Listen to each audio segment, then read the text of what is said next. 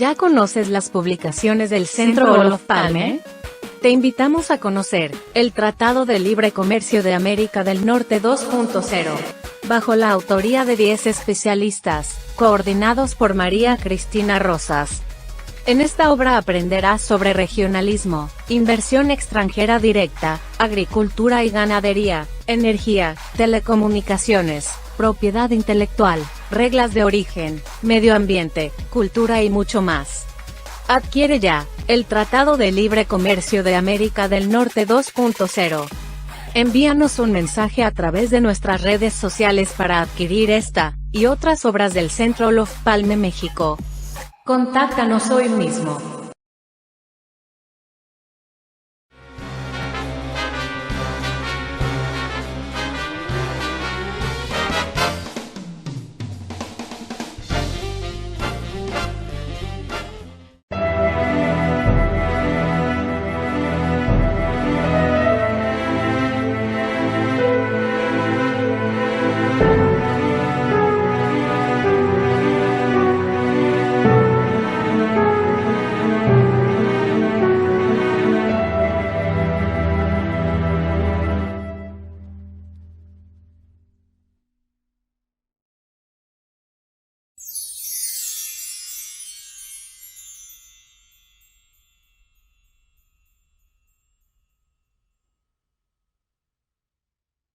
Muy buenas tardes, sean todas, todos bienvenidos a una emisión más de esta serie de entrevistas que les trae el Centro Olof Palme México con diversas personalidades del mundo empresarial, cultural, diplomático, académico.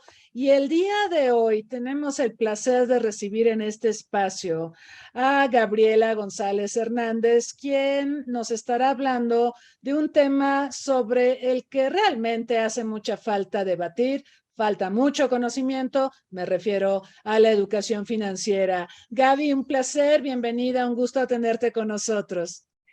Cristina, al contrario, muchísimas gracias a ti y al Centro Los Palme por la invitación. Es un placer y un gusto poder visualizar este tema tan importante que es la educación financiera. Gracias.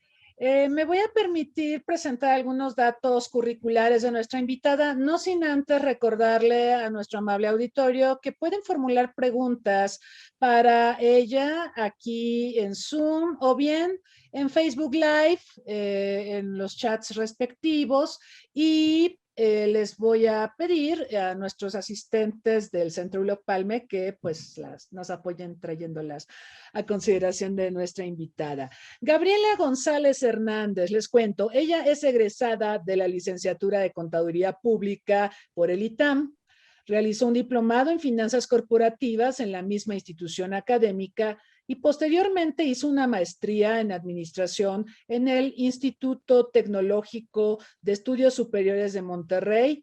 También cuenta con el grado de doctora en alta dirección y un diplomado en capital humano por el Centro de Posgrados del Estado de México. Su desarrollo profesional comenzó en el área fiscal del despacho internacional PricewaterhouseCoopers y posteriormente en diversas empresas internacionales en el área contable y fiscal de las mismas.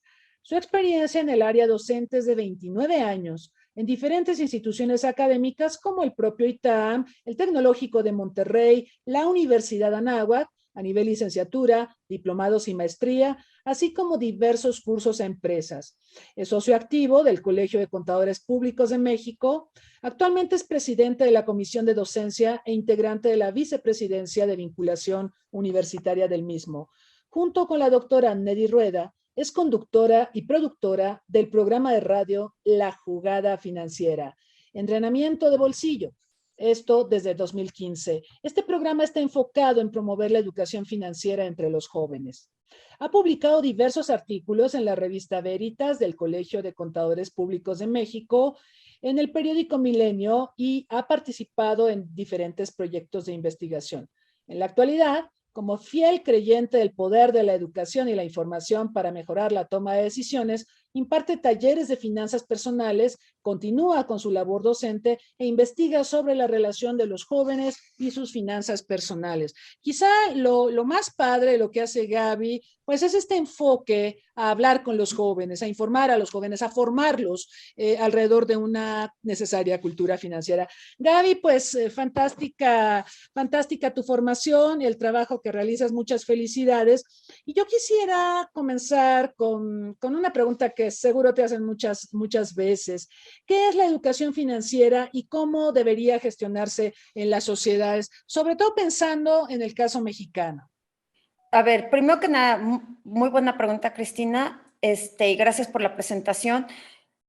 Para mí, educación financiera es tener los conocimientos y habilidades básicas para poder tomar decisiones sobre el manejo de tu dinero. Eso es lo básico, la verdad, sin irme más a fondo en cuanto a conocer formas de invertir, de ahorrar, sino que tener nociones básicas para conocer cómo manejar tu dinero. Y ahora, como bien preguntas también, ¿cuál es la mejor forma de llegar a este conocimiento a la gente? Esperaríamos primero que nada que este conocimiento fuera muy natural desde casa. Empezamos desde casa. Yo creo que ahí es la primera educación, pero como comentábamos antes, tú y yo, este tema es un tema tabú junto con muchos otros en nuestra sociedad mexicana. Desde chiquitos nos dicen, si le preguntas a alguien, oye, ¿qué haces con tu dinero? ¿Cuánto ganas? No, de dinero no se habla. Entonces, empezamos mal. Empezamos mal porque lo que hacemos es no traer estos temas a la mesa y no hacerlos cotidianos. De verdad, yo creo que sería mucho más fácil poder decir, a ver, ¿sabes qué? Pues la cantidad que yo gano es tanto o es entre tanto y tanto, y lo que yo hago con este dinero es, si te fijas, compramos la despensa, compramos, tanto hay que pagar de transporte, también, ¿qué otra cosa hacemos? Bueno, pues a lo mejor parte de la educación, como que traer los temas para que la gente entienda. Aquí yo creo que debemos mucho en esta área en cuanto a que hay otros países que tú lo ves en países, en programas infantiles, y en el programa infantil les están hablando de dinero y vamos a ahorrar y va el muñequito al banco, de repente, ¿qué crees? Hice limonada y vendí la limonada y entonces como vendí la limonada, me costaron los limones tanto y gané tanto. Muy bien. Entonces, desde pequeños lo están viendo como un tema natural. Aquí en México no lo vemos así. Entonces, yo creo que debería empezar desde casa y si no es así, que lo incluyeran en todo el currículum educativo de las escuelas. Me llama la atención que mencionas el tabú que es hablar de las finanzas personales.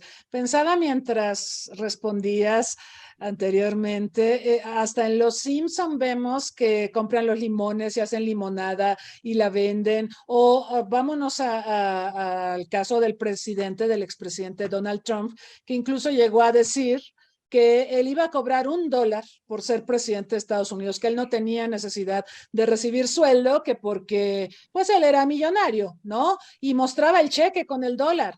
Y la realidad es que haya mentido o no Donald Trump, hay un sistema que transparenta los ingresos de los funcionarios. Y allá en Estados Unidos tú lo sabes, por ejemplo, la evasión fiscal está muy penada, es peor ser evasor fiscal que ser criminal, ¿no? Exactamente. Entonces, ¿por qué es un tema tabú acá en México? ¿A qué lo atribuyes?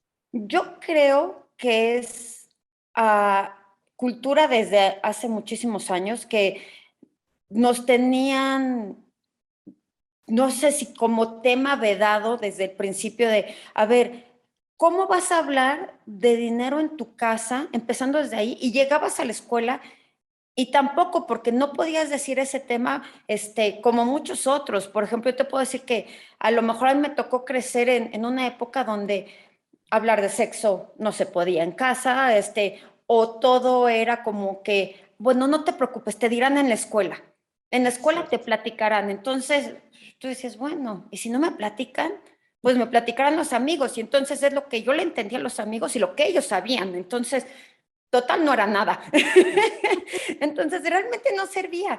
Y yo creo que con el dinero pasa lo mismo.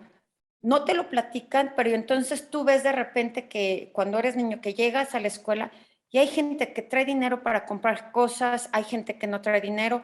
Yo te puedo decir, por ejemplo, en mi caso, no se hablaba de dinero, pero mis papás nos tenían acostumbrados a darnos, no me acuerdo si 5 o 10 pesos a la semana, y nos decían, y ese es el dinero que les toca. Y ustedes, si se lo gastan en un día, perfecto, si lo ahorran, perfecto. Y teníamos en esa época que comentábamos también, había alcancías. Los bancos, cuando abrías una cuenta, te daban una alcancía de figuritas, había un chorro de figuritas. Entonces, por lo menos tú decías, bueno, voy juntando a lo mejor lo que me sobre, lo voy echando a la alcancía y era parte de la educación. Actualmente, sí creo yo que hemos tratado las generaciones de mejorar esto, pero de todas formas, muchas veces no puedes dar lo que no tienes, Cristina. Entonces, no es tan fácil. Sí. No. Yo me acuerdo en mi infancia, y me parece que fue en primero de primaria, los bancos iban a las escuelas y a mí me tocó que Banamex, en aquel tiempo el Banco Nacional de México, nos daba unas tarjetas y nos daba unos timbres, ¿sí? Y había que llenar la tarjeta y con eso abrías tu primera cuenta bancaria. Entonces yo me acuerdo que yo estaba encantada, trataba de juntar todos los timbres y llenar la tarjetita, y ya que tenía llena la tarjetita, pues le dije a mi mamá, llévame a Banamex. No es un comercial para Banamex, simplemente estoy ilustrando algo que solía pasar y que ahora no vemos, ¿no? Y así fue la primera cuenta bancaria que abrí, y además tuvieron esta idea de darme una alcancía. Yo no sé cuántas personas, cuántos jóvenes o pequeñitos usan la alcancía, tienen su marranito, o hay alcancías de otros animales, qué sé yo, u otras formas, y ahorran y guardan sus pesitos o qué sé yo, sus monedas en la alcancía. Pero yo recuerdo que había hábitos que se forjaban en la escuela, que había una conexión con las instituciones bancarias porque le convenía a las instituciones bancarias generar una cultura financiera desde pequeñitos a las familias, ¿no? A los hijos de las familias, y esto tenía un efecto multiplicador. ¿Qué fue lo que pasó? ¿En qué situación se encuentra, Gaby, actualmente la educación financiera en las escuelas? En las escuelas ahorita te puedo asegurar que no hay educación, hay programas que nacen desde Conducef y ABM que promueven la educación financiera a través de cursos internos, hay diplomados, hay un diplomado de educación financiera muy interesante por parte de Conducef gratuito que está en su página en línea, que cualquiera lo puede hacer y te dan tu diploma por haberlo cursado. Y han tratado de acercar toda esta educación a través de un proyecto que se hace cada año, que es la Semana Nacional de Educación Financiera. Anteriormente a la pandemia era presencial y se hacía en el Bosque de Chapultepec, donde está la Puerta de los Leones, ahí se hacía. Entonces, era muy interesante porque había todo tipo de actividades.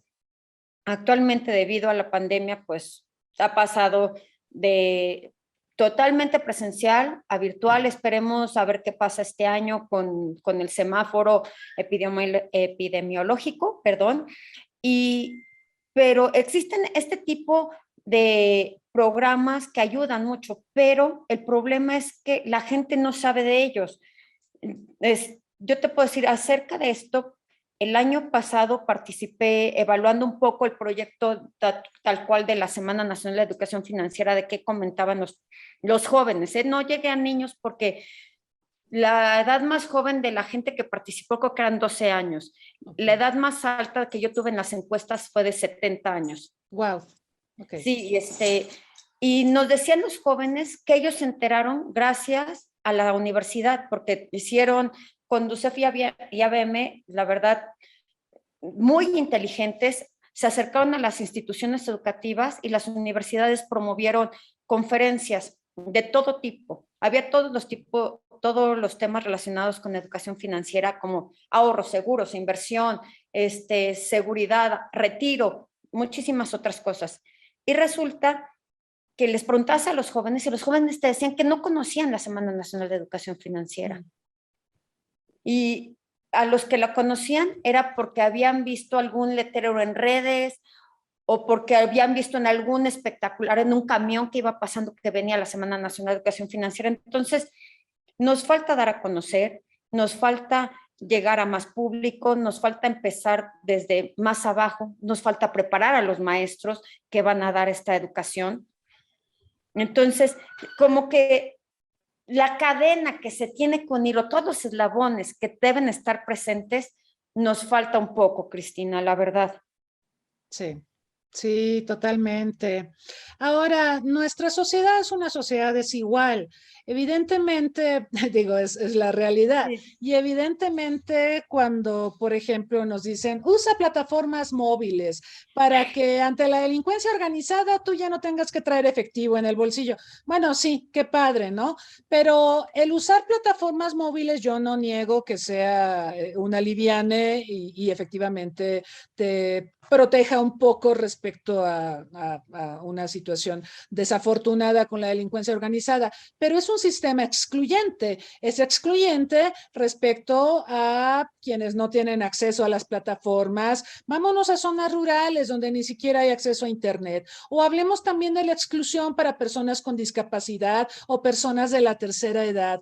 Esta exclusión, ¿cómo se podría enfrentar?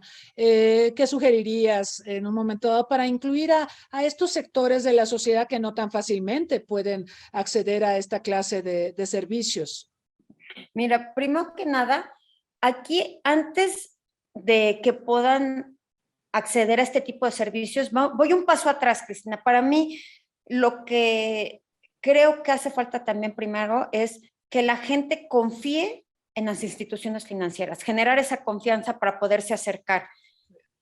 Eso primero que nada, porque también mucho de que la gente no tenga una cuenta en un banco, porque además toda esta tecnología es maravillosa, pero necesitas tener una cuenta bancaria, si no, no funciona.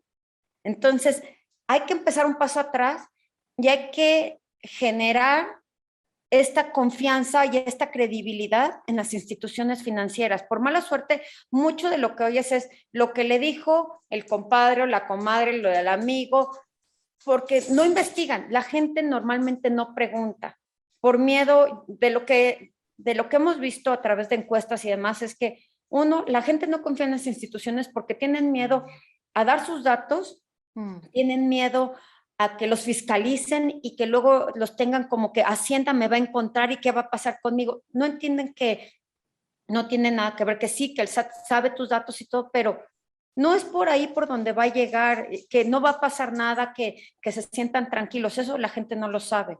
Y el último punto es los trámites burocráticos. No saben qué tan sencillo es abrir una cuenta bancaria.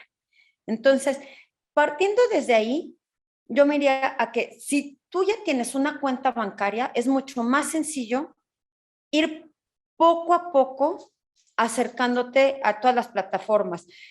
A ver, de la gente adulta, solamente el 5% tiene banca por internet y solo el 2% tiene banca por celular. Entonces, no es, de verdad, no está tampoco tan fácil que lleguen a esto. Y esto en adultos, a lo mejor los jóvenes, los millennials dicen, Gaby, es que es súper normal. Sí, pero no podemos hablar de normalidad si no es general, como bien decías.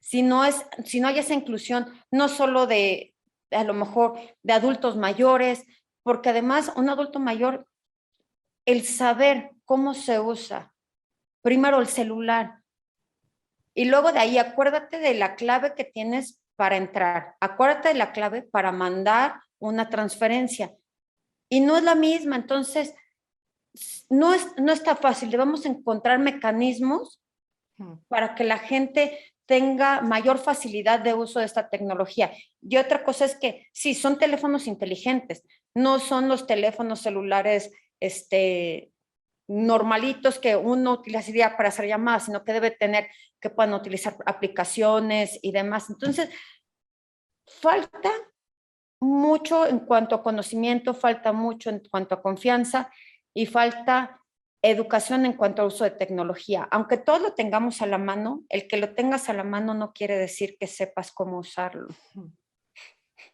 Es verdad. Ay, Cristina, creo que, bueno, pues hay datos buenos también. Sí, ahorita vamos a hablar de los datos buenos. Oye, pero me dejaste pensando en esto de la desconfianza que tenemos hacia los bancos. Y mira, yo me acuerdo, yo era pequeña, cuando López Portillo nacionalizó la banca y convirtió cuentas en dólares a pesos, yo creo que eso provocó un pavor en mucha gente, digo, los que tenían cuentas en dólares. Ahora, Exacto. luego tuvimos el problema de la privatización y del rescate bancario porque le entregaron bancos a personas que no tenían experiencia y como Cabal Peniche, y Sí. podemos hablar mucho de corruptelas y demás, pero yo creo que eso sí le ha pegado a la confianza que la sociedad tiene en los bancos, y los bancos no han sabido, me parece, generar esa confianza, porque aparte, por ejemplo, te topas con situaciones donde te dicen, BBVA pues tiene en el mercado mexicano su mayor nicho de ganancias respecto, por ejemplo, a las que obtienen otros países. Entonces tú dices, pero a mí me dan una tasa del 1% si pongo mi dinero ahí, ¿Por qué ¿no? ganan ellos y yo no? Entonces, Sí. exacto, o sea, ¿quién gana en esto? Te dicen ahorra, pero pues el tratamiento que le dan a tu dinero cuando ahorras no es equiparable a cuando pides un préstamo, ¿no? O sea, la tasa del préstamo siempre es muy mayor. Entonces, esto de la confianza, yo creo que han ocurrido muchas cosas en la historia relativamente reciente del país donde la población aprendió a desconfiar de los bancos, y los bancos y las autoridades no han trabajado para restituir confianza en estas instituciones. Así es, Cristina. Yo creo que es de historia, esto es de años, no es reciente y que así como dicen por ahí, que la desconfianza se gana al contado y la confianza se vuelve a ganar en pagos, es decir, nos cuesta muchísimo trabajo volver a recuperarla, así están los bancos, pero también tienen que empezar de alguna forma, en algún momento tienen que empezar a trabajarlo porque si no, nunca se va a generar esta confianza. Y entonces, a lo mejor es también acercarse así como tienen ahora, según esto, sucursales para millennials, donde tienen área para trabajar y para conferencias, que tengan áreas abiertas donde pueda llegar la gente de la tercera edad que está acostumbrada, por ejemplo, a tratar con una persona, con un ejecutivo de la institución financiera y se sentían en confianza de, a ver, tengo mis dudas y les van a tener paciencia, les van a resolver dudas, los van a tratar de persona a persona porque es como están acostumbrados a trabajar. Ahora, tú llegas a una sucursal y de repente te dicen, no te preocupes, la sucursal no está abierta, pero puedes hacer todos los trámites en el cajero. Caramba. ¿Y qué puedo hacer? ¿Puedo pagar la luz? Sí, sí, ¿cómo le hago? Entonces, no es tan amigable. La verdad es que no todos crecimos con la tecnología. Nos hemos ido adaptando, hemos ido aprendiendo a golpes y a errores y cayéndonos y levantándonos. Entonces, no es que de buenas a primeras esta confianza se vuelva a recuperar, pero deberían empezar a lo mejor poco a poco, deberían empezar también viendo cómo, aunque se oiga muy mal, cómo generar clientes cautivos, aunque sea, por ejemplo, con niños. Si yo a los niños les voy explicando, y hace rato que mencionabas de las tarjetas con los timbres, no sé si a ti te tocó también que había los bonos del ahorro nacional que eran de 50 y 100 pesos. Y había un lugar en el centro que se llamaba El Banquito.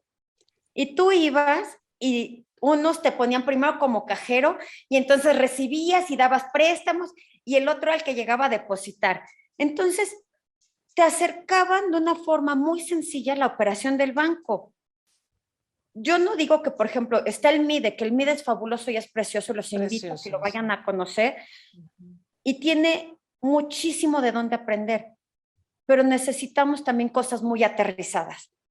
Muchas cosas del día a día, de, a ver, ven, te escucho, así como tenemos el lugar para millennials, tú que eres adulto de la tercera edad, ven, tú que eres señora ama de casa y crees que no ganas suficiente o que tu ahorro no es suficiente, claro que no, todo es bienvenido. Entonces, empecemos por algo muy sencillo, vamos a generar otra vez esa confianza abriendo las puertas a la gente. Ha sido difícil, ¿no? Con la pandemia, porque efectivamente yo he llegado a sucursales que dicen, estimado cliente, le informamos que esta sucursal permanecerá cerrada por la emergencia sanitaria, y luego me contaron que en ese banco en particular se enfermaron todos, ¿no? Entonces, los mandaron a sus, qué feo, ¿no? Pero a ver, en la pandemia, pues sí hemos tenido restricciones realmente para tener un encuentro con algún ejecutivo de cuenta, que eso a muchas personas les da confianza. A las personas de la tercera edad quisieran hablar con una persona de verdad, no con Con una un grabación. robotito o exacto, ¿no? Aparte, digo, ya no lo voy a tocar, quizá en las preguntas salga, el tema de la delincuencia organizada, ¿no? Y de cómo timan a la gente que tiene poca educación sobre las plataformas y en general poca educación financiera. Entonces, ahí tenemos un tema.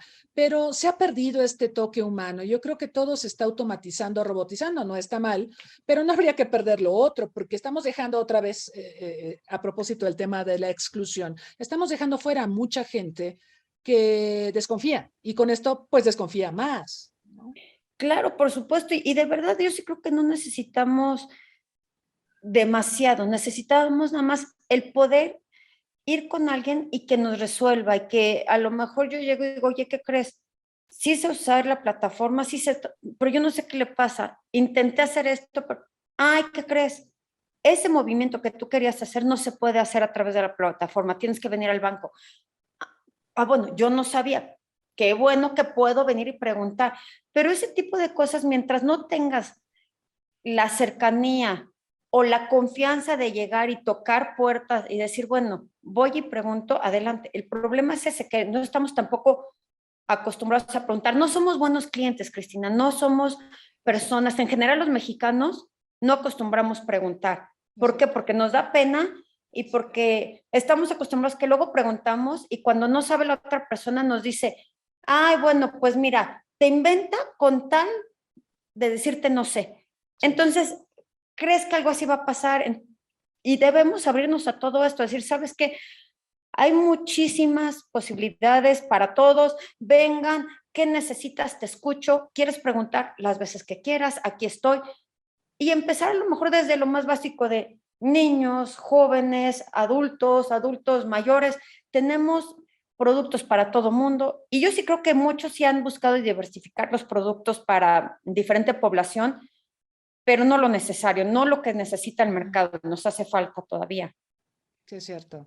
Sí, estaba viendo un estudio en Europa donde se hablaba del enorme potencial que tiene el adulto mayor como consumidor de diversos productos. Se ha creado turismo para personas de la tercera edad, muchos productos para este tipo de personas y también ciertos servicios, entre ellos los financieros, para este tipo de personas, porque se ha encontrado que consumen, que pueden ayudar a reactivar la economía. Estamos hablando también de que el mundo tiende a envejecer, es una tendencia global. La gente está envejeciendo y es algo que tenemos que enfrentar tarde o temprano, ni modo que porque envejecieron los excluyamos, ¿verdad? O sea, ¿cuál es Exacto, el sentido?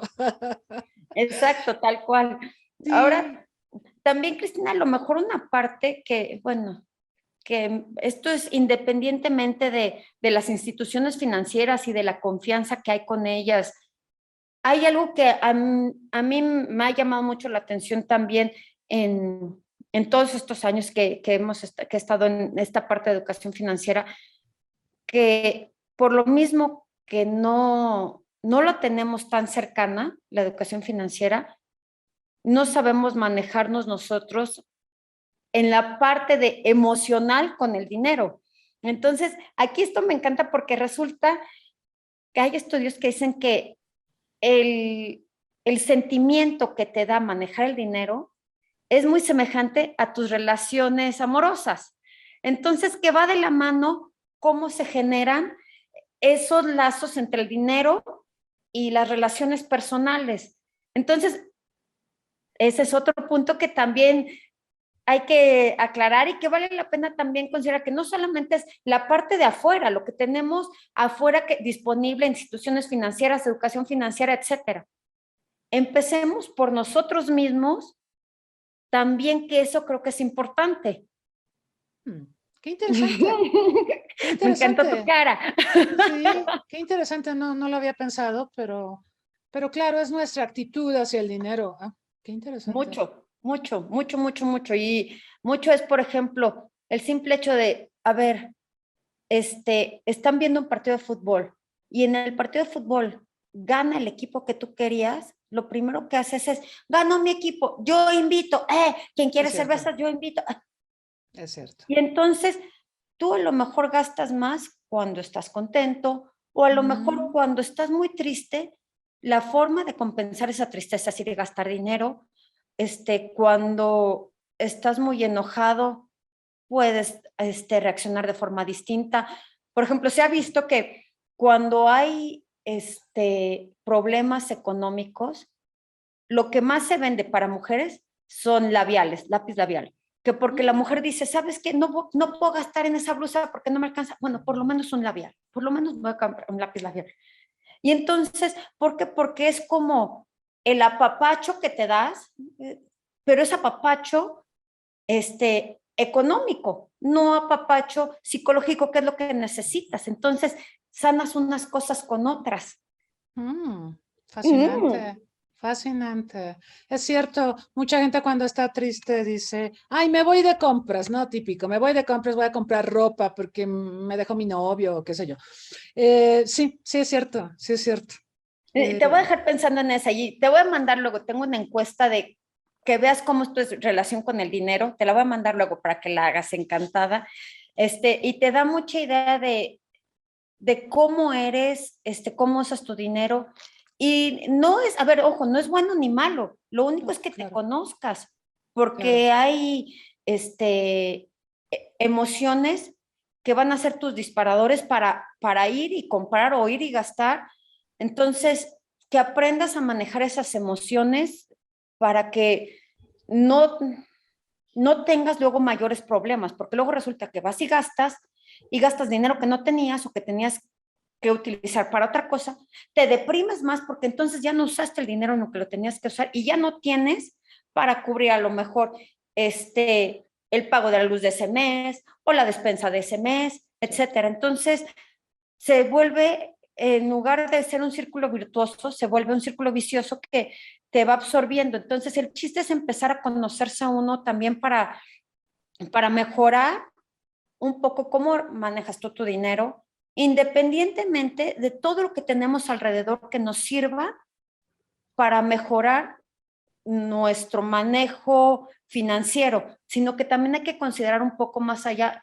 Empiezo conmigo y luego ya me voy buscando hacia afuera. Para mí sería algo que habría que destacar.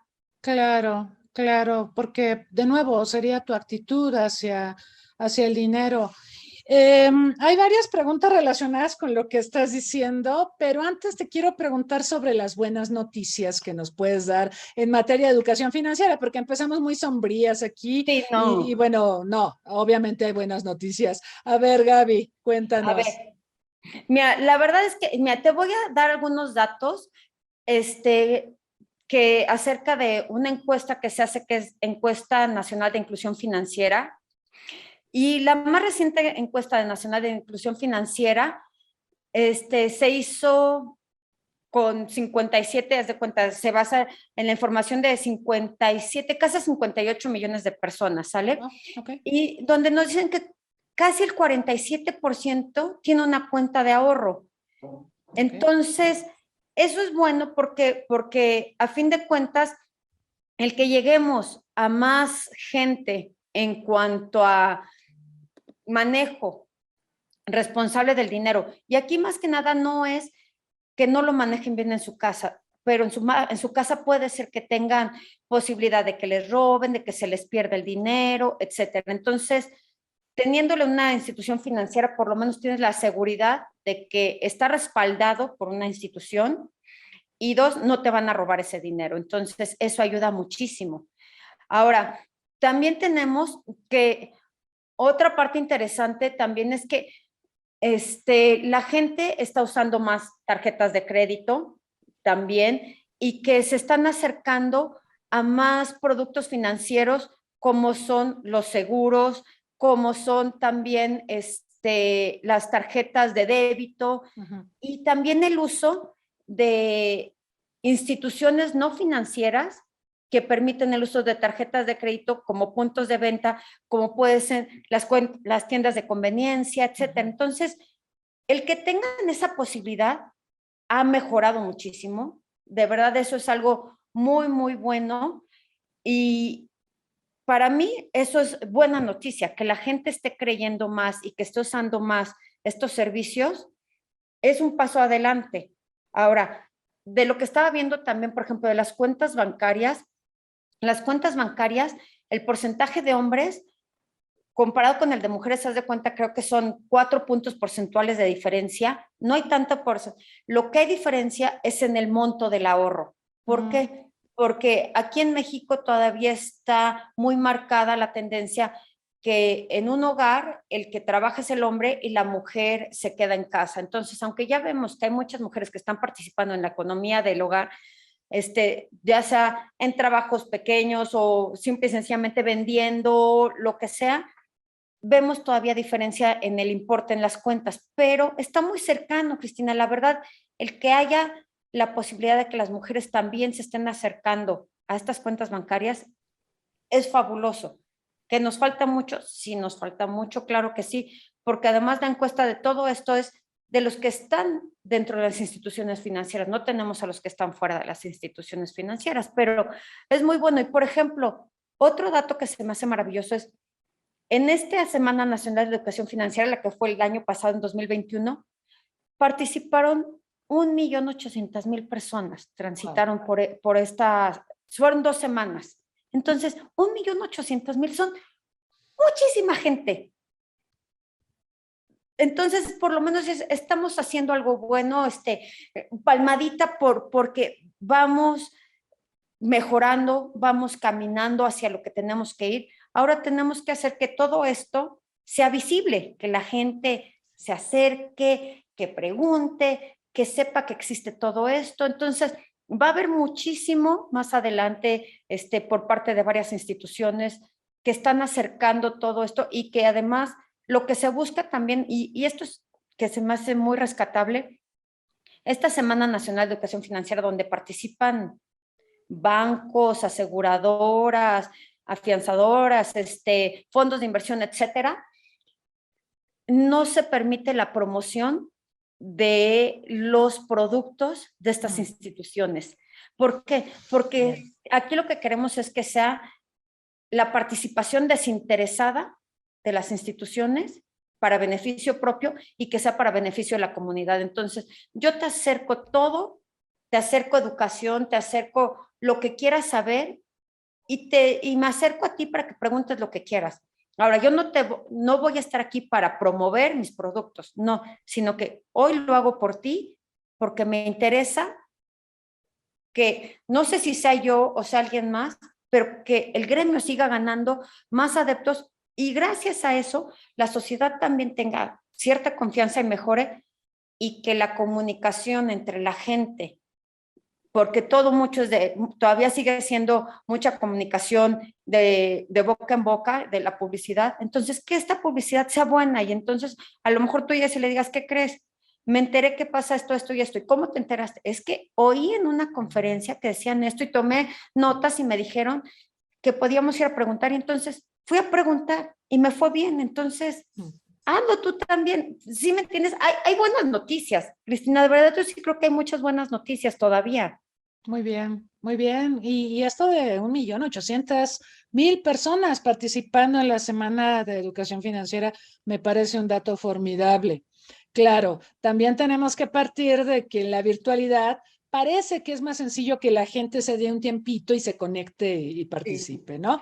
Pero de nuevo tenemos que pensar en los que no lo pueden hacer, ¿no? Porque no tienen internet, pero bueno, lo que comentábamos. Adelante, sí.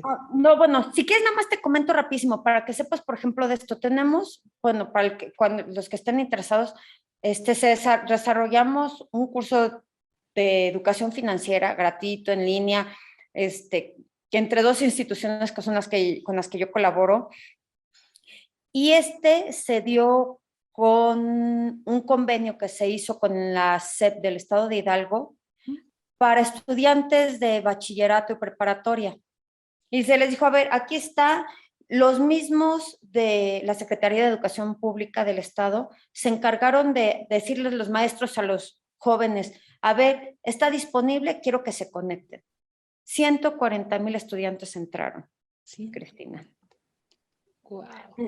Se nos cayó la plataforma, era como la plataforma de la vacunación al principio, sufrimos, pero la verdad salió adelante todo esto y te da gusto que haya este interés. Y ahora, lo chistoso es que entraban con el teléfono, unos entraban en computadora de la escuela, otros entraban con tabletas, de muchísimas formas. Entonces pudimos darnos cuenta de eso también, que se podían conectar de diferente forma y lo hacían de muchísimas formas. Y eso es que se lo pidieron en el estado de Hidalgo. No te estoy diciendo a lo mejor en los estados que tienen mayor participación financiera, como puede ser Monterrey o los estados del norte.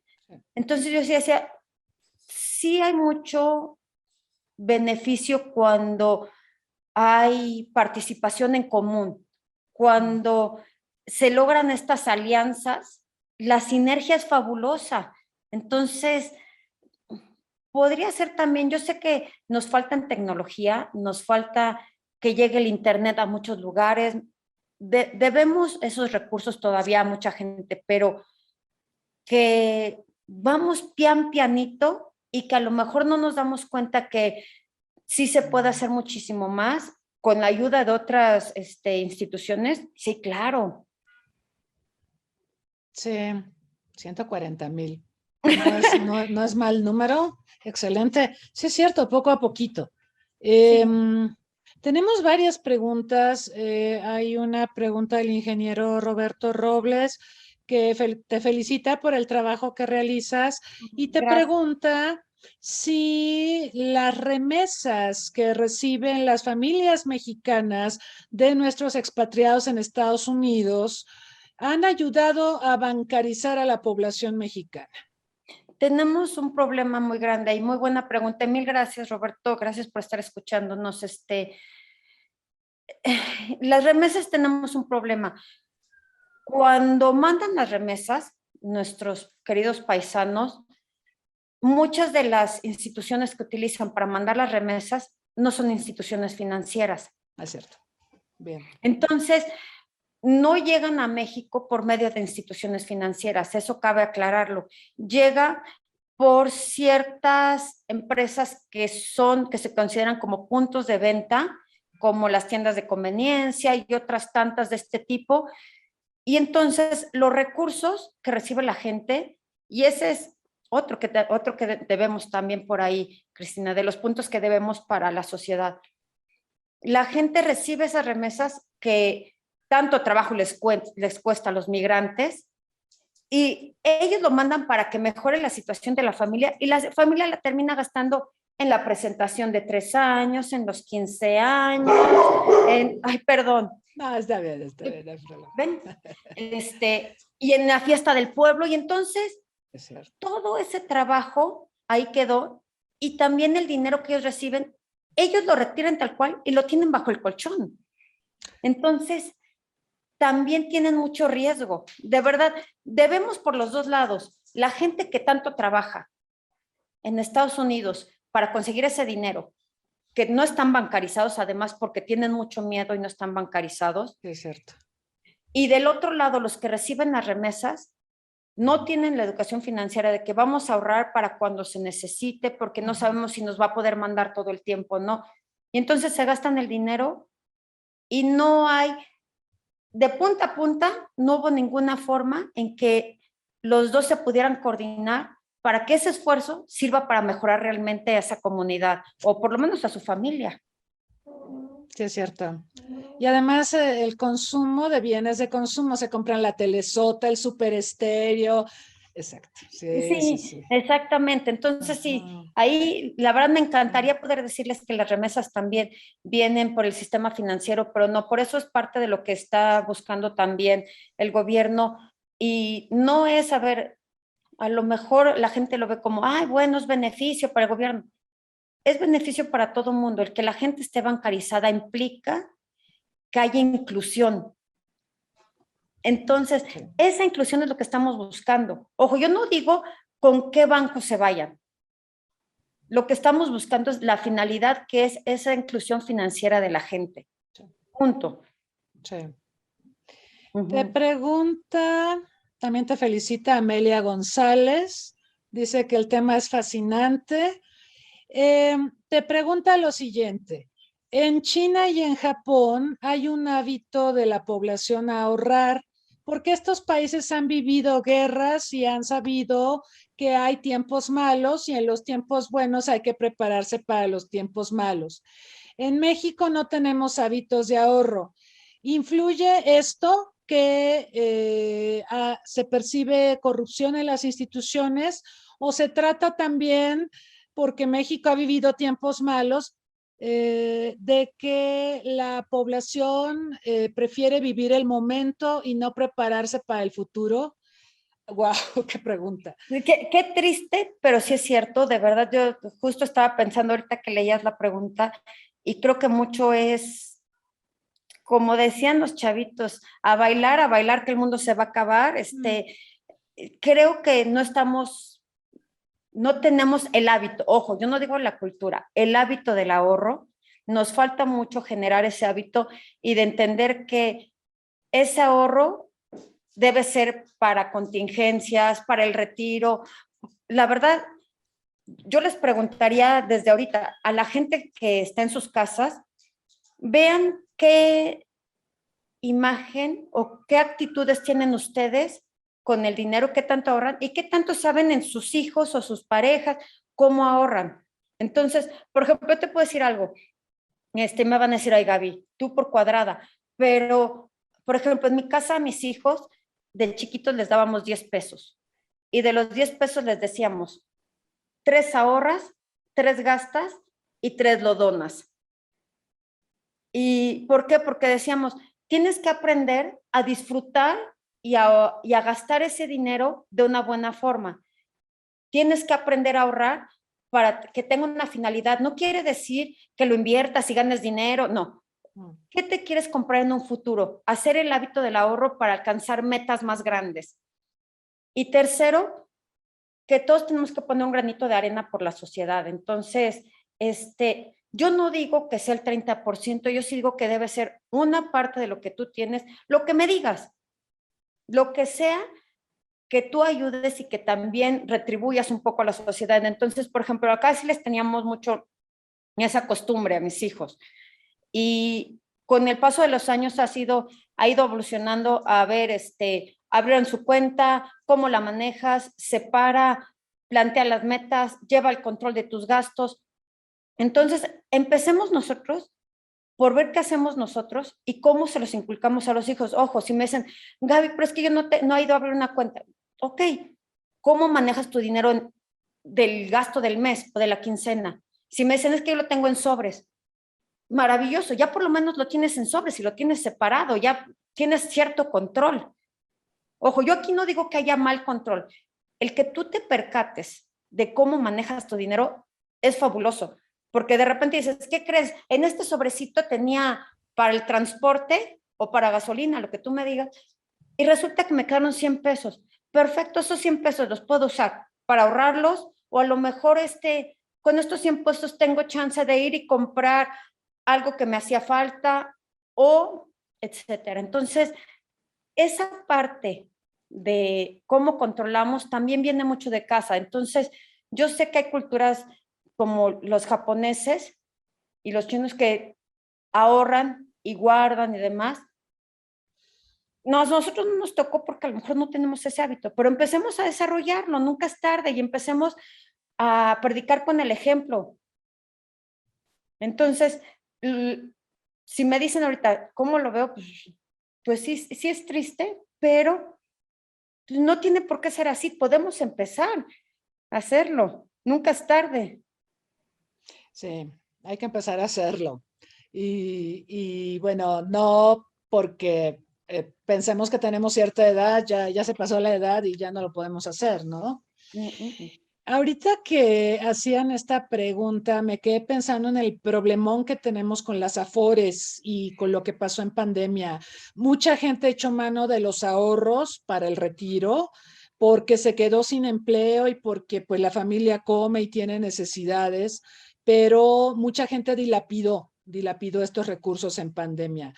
¿Qué va a pasar, Gaby, con esto? Me parece que es un problema, no solo en México, ¿eh? Me cuentan colegas, amigos de América Latina que están en las mismas, que la gente usó su ahorro para el retiro, para hacer frente a la pandemia porque se quedaron sin trabajo o porque se enfermó alguien y había que pagar el servicio médico. Entonces, es algo muy crítico y muy grave. Sí, así es, Cristina. Los bienes son para cubrir males, eso estoy muy consciente y qué bueno que por lo menos tenían este ahorro y que pudieron sufragar estos gastos que no esperaban. Entonces, ¿qué va a pasar ahora? Que tienen que recuperar de alguna forma poco a poco ese dinero, empezando, ok, ya le toqué ese dinero, ya no lo vuelvo a tocar, puedo volver a guardar. Ustedes las aportaciones que hagan, se vale que aporten ese dinero adicional y apórtenlo, porque eso implica que su fondo va a ir creciendo y su pensión va a ser mayor.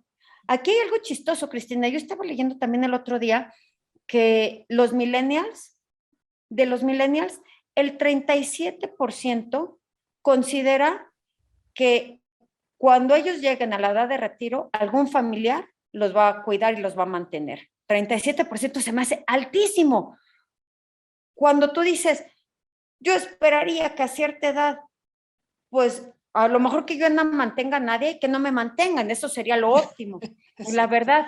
Exacto. Pero pensar como joven que cuando seas mayor te van a mantener implica que entonces tú no estás considerando el retiro, no estás viendo qué vas a hacer por ti. Entonces, empezando por ahí, primero, considera que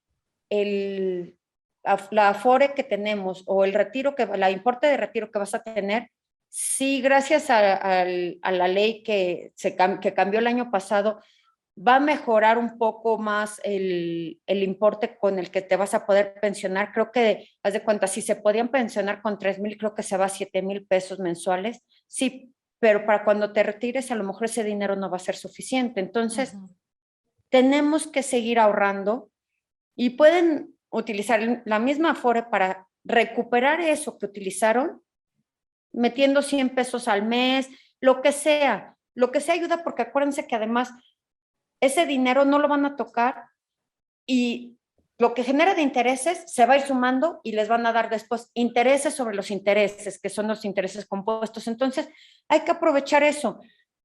Que sí es triste que haya sido por esta situación, claro que sí, pero que pueden recuperar algo también, Cristina. Entonces, es muy fácil ver lo negativo. Mejor veamos qué se puede hacer para mejorar la situación en un futuro. Claro, claro. Sí, sí, me gusta mucho eso que dijiste de que hay que usar un bien para enfrentar un mal. Bueno, hemos tenido muchos males con la pandemia y todo esto, pero qué bueno que se pudo tener, digamos, algún instrumento para hacer. Cubrirlo. No, bueno, ese es refrán de abuelos, perdón, pero, No, pero pero así decían también mis papás, ¿no? Los bienes son para cubrir los males, pero tampoco puedes estar acabándotelos o decir, sabes que los voy a sacar. Por ejemplo, la gente no sabía que de la Afore podías sacar si te casabas. Entonces, son puntos que mejor no decírselos, porque si no, van a ir se casan sacando. varias veces. Exacto. Pero eso es educación financiera, ¿cierto, Gaby? O sea, no se conoce cómo puedes usar la Afore y bueno, Sí, por eso es importante que investiguemos y preguntemos y hay muchos portales, si no es de su propia Afore, donde viene todo el manejo, entren a la página de Conducef, donde viene toda la información, vienen calculadoras, de verdad, recursos hay. Y yo vuelvo a lo de siempre, somos malos clientes, no investigamos. Sí. Uh-uh. Sí. Pero eso sí, le echamos la culpa de los males a otros, ¿no? Es culpa de otros. Tomé malas decisiones, pero no es mi culpa, es de No otros. es mi culpa, yo soy lindo. Yo no soy. Ajá. Soy inteligente, yo todo lo hago bien. Te pregunta Iván Sánchez sobre educación financiera en las personas que no tienen un trabajo formal. Va. primero que nada, educación financiera no implica que tengas trabajo formal o no tengas trabajo formal, o cómo recibes tus ingresos. Puedes ser un joven que además a lo mejor tus papás te mantienen y te dan dinero, o puede ser el ama de casa que el marido le da el gasto. A ver. Entonces, perdonen, educación financiera, yo empezaría por lo básico. Para mí lo básico, si quieren saber qué es una, conócete a ti mismo en cuanto a qué, independientemente de tu relación con el dinero, ¿en qué gastas? ¿Cuáles son tus gastos? Registra tus gastos en un mes, que sea un mes típico, no el atípico que digas, por ejemplo, ay, es que es Navidad y en Navidad gasto, sí, pero el mes de diciembre es un mes atípico porque gastas más de lo que gastarías en un mes normal. Entonces, conocen qué gastas, todo.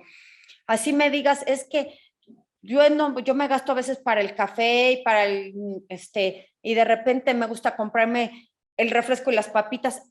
Todo eso se vale, pero que lo hagas con conciencia, que sepas en qué gastas. Ya sabiendo en qué gastas, arma tu presupuesto. Algo tan sencillo como que, ¿de dónde recibo el dinero y en qué lo gasto?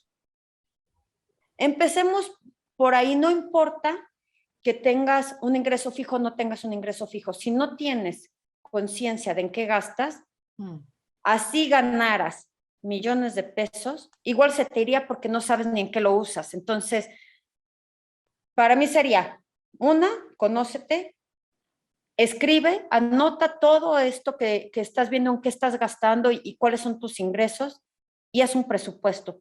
Con eso, vamos un paso muy adelante, de verdad. Ya lo demás, de si decides si quiero invertir el dinero, dónde lo voy a invertir, ya es adicional. Pero el que tengas conciencia de cuánto dinero estás gastando y cuánto dinero te queda al mes, eso es fabuloso, ¿eh?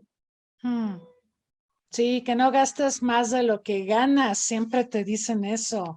Y por ejemplo, si vas a adquirir un crédito hipotecario, que sea un porcentaje respecto a tu ingreso, pero que no se lleve la mayor parte de tu ingreso, por ejemplo, ¿no? Entre muchas otras cosas. Exactamente, sí hay porcentajes para todos ese tipo de gastos y que ustedes vayan viendo también, a ver, a lo mejor tú vas a oír, ¿qué crees? Es que dicen que el porcentaje de gasto para la vivienda debe ser el 25%. No, a lo mejor no es cierto, a lo mejor en tu caso no es el 25%, a lo mejor es un poco más alto, es el 30%. Ok, se vale, pero entonces tú tienes que conocer tu realidad y que tu realidad no es la misma que el otro y que además tus gastos no son los mismos que los de los demás, tus gustos no son los mismos. Entonces, por más que te diga alguien más, también tienes que ver tú qué es lo óptimo en tu caso. Y ser realista también, Cristina, porque luego, sí, porque luego dicen, es que yo sé que este mes a lo mejor voy a recibir y voy a vender y voy a hacer cosas maravillosas. A ver, tú mejor que nada que nadie conoces cómo funcionas, sabes cómo funciona tu negocio y tú sabes que hay meses en que te va a ir muy bien y hay meses en los que no. Entonces, los pies en la tierra, por favor. Sí, sí, sí. Nos estamos acercando al final de esta fascinante entrevista, pero tenemos otra pregunta del ingeniero Roberto que pregunta, ¿cómo enfrentar los embates de los comercios cuando te ofrecen meses sin intereses o el Buen Fin o te pintan escenarios para que consumas y muchas personas lamentablemente caen? Caemos, sí. Así Caemos, es, ¿eh? Yo también me caemos. apunto, sí. Entonces, primero que nada, cuando vayan a comprar algo así, primero que nada comparen, vayan antes a hacer una revisión y ver cómo están los precios, dónde está el mejor precio. Desde antes investiguen. Y ya con eso pueden tomar una mejor decisión. Ahora, si les dicen meses sin intereses, ojo, si es un bien que necesitan y que va a durar más del plazo que les van a dar del crédito, Bueno, adelante, porque luego llegan y te dicen, ¿qué crees que me ofrecieron a 3 meses intereses la despensa de la semana, el súper de la semana? No. El súper te lo acabaste en una semana o en 2 semanas, pero todavía lo sigues pagando 2 meses después. Entonces, no, eso no conviene. Entonces, de verdad, primero investiguen cuáles son los precios, comparen, aunque se oiga como de anuncio de Profeco, comparen y anoten y vean bien cuál es su presupuesto, cuánto pueden gastar. ¿Por qué? Porque de ahí eso les ayuda mucho a decir, ¿sabes qué? Sí, se me antoja una televisión, a lo mejor no sé de cuántas pulgadas es la inmensa, 60 pulgadas, algo así, pero no me alcanza. Bueno, entonces no voy a comprar eso. Mi presupuesto es de tanto y entonces al saber cuánto puedo gastar, me atengo a ese presupuesto, comparo y veo cuál es la mejor opción. Entonces, se vale que usen los meses sin intereses, fabuloso, porque no son intereses para ustedes, que no van a pagar de más, pero que sea algo que sí necesiten, que sea algo que sea duradero, un bien duradero, eso es algo importantísimo también. Y tercero, que lo puedan pagar, que esté dentro de su presupuesto. Yo miré esos 3 puntos principales, Cristina. Sí, claro. Sí, porque yo sí he visto, es real, en el Buen Fin, promoción en abarrotes, lleve tantos litros de leche y páguelo a meses sin intereses. Yo pienso, a ver, no puedo pagar eso a meses sin intereses, me voy a acabar la leche esta semana y todavía la debo. No, no, no tiene No, sentido, ¿no? exactamente, no tiene sentido, Cristina, tal cual. Sí, una pregunta más y después te voy a pedir un comentario de despedida.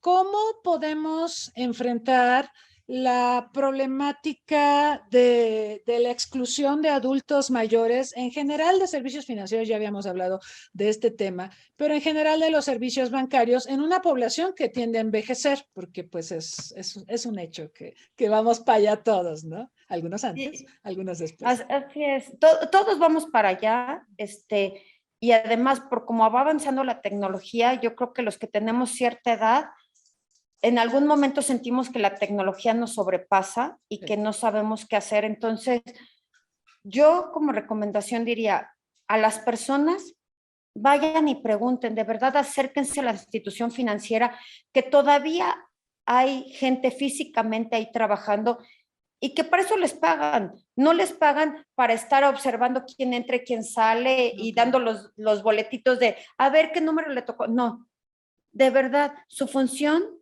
es resolver las dudas y atender a la gente. Entonces, que se nos quite el miedo de preguntar, primero que nada, porque se vale tener dudas, se vale estar nervioso y se vale preguntar todo porque es nuestro dinero y nos costó mucho trabajo ganarlo. Entonces, hay que cuidarlo. Entonces, preguntemos, 1. 2, las instituciones financieras tienen que estar muy conscientes que todos vamos hacia ese camino y que aunque sigan manejando cierta tecnología y digan, bueno, es que ya la manejaba, sí, pero va tan avanzando tan rápido que hay veces en que nosotros no avanzamos a la misma velocidad. Entonces, que tengan programas de apoyo para gente mayor de, a ver, venga, siéntese y con paciencia le atendemos. A lo mejor sería buena solución, ¿sabes qué? Vamos a tener becarios para todo esto. Entonces, o gente de servicio social que nos va a servir, los gente todavía tienen que hacer servicio social los estudiantes. Y entonces es ganar, ganar para todos. De verdad, hay jóvenes que están todavía con ganas de, a ver, yo le enseño, venga y con calma, sí. O hacer manualitos con calma de, a ver, aquí está un manual con dibujitos y todo, poco a poco. Ahora, nos tienen que enseñar también a dónde guardan las contraseñas, cómo hacerle para que no se nos pierdan y que tampoco estén al alcance de todo el mundo. Entonces, como que las mismas instituciones tienen que hacer manuales que nos sirvan a todos y a lo mejor muy sencillos desde después de que prenda el celular, busque este signito y que lo busques en todo el teléfono y, ok, presiónelo y ahora vamos a, entonces como que paso a paso y luego a veces lo más sencillo es lo que más trabajo nos cuesta. Entonces hay que considerar que todos en algún momento vamos a llegar a esa edad y a todos nos va a sobrepasar. Sí, la verdad es que yo ya tengo dificultades para lidiar con el tema de las criptomonedas. Tengo muchas preguntas, pero se supone que también vamos para allá, ¿no? Con todas estas modalidades de monedas nuevas, que no son monedas Que no físicas. son monedas y que cómo se manejan. Y sí, totalmente de acuerdo contigo, Cristina. Yo creo que hay muchas cosas que nos sobrepasan y ahora que viene también, el otro día estaba oyendo, bueno, las finanzas en el metaverso. Yo decía, Si no sabemos manejarlas aquí, ¿qué vamos a hacer en el metaverso? Espérenme. No, todavía Exacto. no. Tus finanzas en el metaverso, bueno. Claro, pero eso nos excluye, porque la otra cosa es que cuando recibes información sobre algo que desconoces, como que tienes reticencias, ¿no? Y te excluyes y dices, no me acerco a eso porque qué tal que la riego, ¿no? O qué tal que pierdo mis ahorros, o no, se genera esta No, desconfianza. y ¿sabes qué, Cristina? Y un punto muy importante que dijiste hace rato que vale la pena también tomar en cuenta es los posibles fraudes en los que podemos caer todos. Sí. Todavía no importa la edad, todos podemos caer en esos fraudes. Entonces, como dicen por ahí, si camina como pato, grazna como pato, es un pato, no va a ser un colibrí. Entonces, tengan cuidado, por favor, háganle caso a su sexto sentido. Sí, es cierto. Sí, es cierto. Esa es otra cosa muy importante, Cristina, Sí, que mucha comentaste. gente cae, ¿no? A mí me han llegado correos, su tía de Ruanda le dejó una herencia millonaria, póngase en contacto con nosotros. Y son, ladrones, ¿no? Es gente Sí, que comete ciberfraudes y que deja a la gente con sus cuentas bancarias vacías, ¿no? exactamente. Entonces, Entonces tengan cuidado con eso y que les abran. ¿Y qué cree? Estoy viendo que le están haciendo un cargo en tal página en línea. ¿Es usted? No, no soy yo, no se preocupe. Bueno, pues usted tiene la tarjeta. Sí, no se preocupe, gracias. Luego le regreso la llamada. Y claro, cuelguen, no se molesten en contestar más. claro, No tienen que decir más. Si no les suena, lógico, cuelguen y lo de menos es ir al banco y preguntar. claro. Sí, Punto, es ya no demasiado de... bueno. Uno de los tips que alguien me dio, Gaby, es que si es una noticia demasiado buena, probablemente es falsa, ¿no? Te sacaste la lotería mundial, la lotería de la ONU, yo no sabía que Naciones Unidas tenía lotería, para empezar. Y entonces proporciónenos sus datos confidenciales y enseguida la depositamos. Si es demasiado bueno, es falso, es un timo. Sí, buenísimo tip. Así es tal cual, Cristina. Yo también creo que es así de, si es demasiado bueno, no puede ser verdad. No, no checa. Oye, Gaby, te quiero preguntar ya para despedirnos sobre tu programa de radio y, bueno, tú sobre todo lo diriges a jóvenes. ¿Qué es lo más satisfactorio con lo que te has topado y qué es lo que te piden los jóvenes en este programa? Mira, la verdad es que yo creo que satisfacción es todo. Yo no sé qué te puedo decir a ti, Cristina, que tú estás también ahí del mismo lado que yo. Aprendes tanto de la gente, híjole.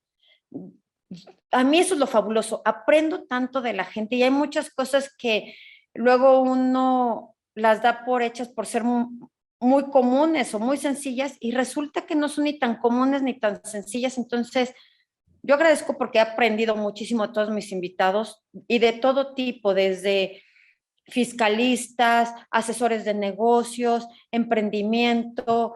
Hemos tenido también del Banco Interamericano de Desarrollo, de muchos lugares que tienen siempre mucho que enseñarte. Y he tenido jóvenes que han empezado negocios que te platican cómo emprendieron y que te dicen, a ver, te platico mi historia para que sepan que no todo es bonito, que no todo es fácil, pero que es parte del aprendizaje. Entonces, yo creo que lo mejor de todo es que siempre hay algo que aprender de la gente. Y yo sigo aprendiendo cada programa de radio que termina y que lo vuelvo a oír, digo, híjole, sí es cierto, ¿cómo tenía razón este chavo? Y, por ejemplo, el que salió la semana pasada, que era el del 14 de febrero, hablamos con puros jóvenes de, a ver, ¿cómo son sus salidas?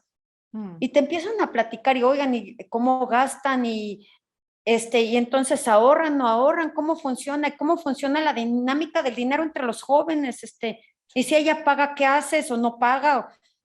Entonces, hay tantas cosas que todavía sigo aprendiendo que es algo fabuloso. Entonces, sí creo yo que a lo mejor hay programas que me van a decir, Gaby, ese programa fue muy banal. Sí, a lo mejor para muchos hay programas que son banales porque son muy sencillos, pero te abren los ojos a muchas cosas. Y hay programas que de repente tú dices, bueno, el régimen simplificado de confianza, ¿cómo funciona? Y resulta que entonces no era como yo creía. A ver, otra vez, y lo vuelves a repasar y lo vuelves a ver. Entonces a fin de cuentas, todo nuestra vida diaria tiene que ver con dinero, de alguna u otra forma. Entonces, por eso es el programa de radio, porque creemos que nuestra relación con el dinero va más allá de lo que nosotros nos damos cuenta, y puede ser desde poner un negocio, desde abrir una cuenta en el banco, desde pagar nuestros impuestos, todo, todo, todo. Es más, hasta cómo te afecta emocionalmente. Entonces, tratamos que sea un poco variado. Muchísimas gracias por preguntar eso, Cristina. Muchas gracias a ti, Gaby. Un mensaje final para quienes nos están escuchando. ¿Qué les dirías a propósito de la educación financiera? ¿Por qué es importante que la gente aprenda más sobre educación financiera?